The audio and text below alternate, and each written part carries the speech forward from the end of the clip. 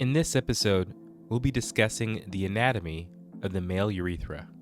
The urethra in men is a tubular structure contained within the vascular corpus spongiosum and the glans penis.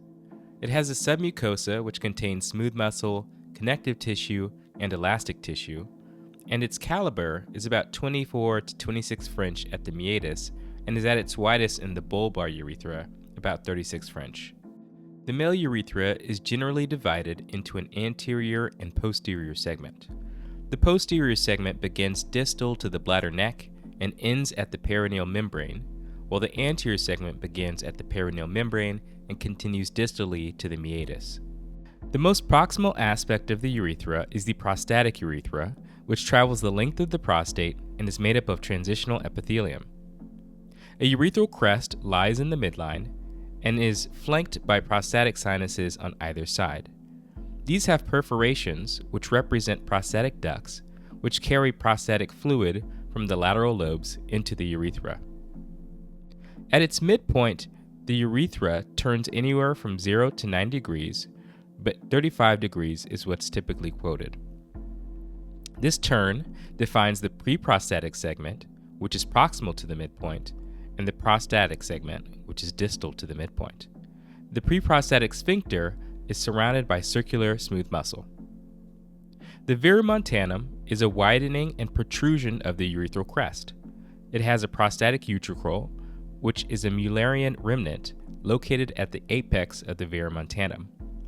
There are also ejaculatory ducts that are located on either side of the utricle.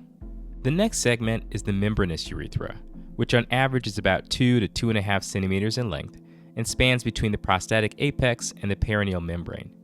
This represents the narrowest portion of the urethra, and it is surrounded by an external urethral sphincter. The sphincter is often called the striated sphincter, but in truth contains both smooth and striated muscle bundles. This sphincter is horseshoe-shaped and does not connect dorsally. The lumen consists of stratified or pseudostratified columnar epithelium, and this area, because it's flanked by two more fixed areas, is more prone to injury during pelvic fracture. The bulbar urethra is about 3 to 4 centimeters in length and extends distally to the level of the suspensory ligament. As we discussed, it has the largest luminal caliber and is made up of stratified, pseudostratified columnar epithelium.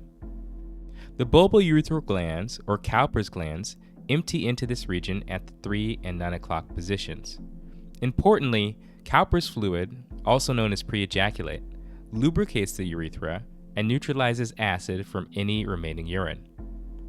Mucin-secreting Latreille's glands can also be found in the walls of the bulbous urethra. The penile or pendulous urethra is about 15 centimeters in length and surrounded by the corpus spongiosum. It is made up of stratified, pseudostratified epithelium, but the glans is made up of squamous epithelium. Recesses called lacunae of Morgani that extend into Latreille's glands are found in the lateral walls of the penile urethra. The distal aspect of the penile urethra is a saccular dilation termed the fossa navicularis that terminates at the urethral meatus.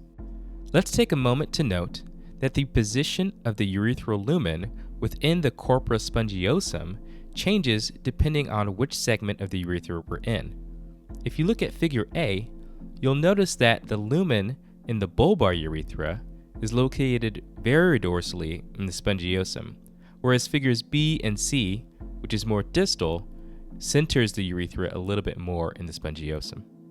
One of the unique aspects of the urethra is that it has a dual arterial supply.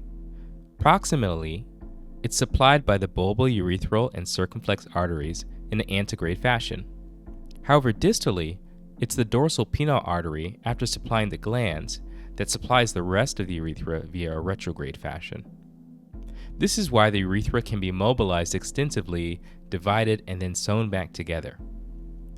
Additionally, there are prostatic branches off the inferior vesicle and middle rectal arteries which supply the prostatic urethra.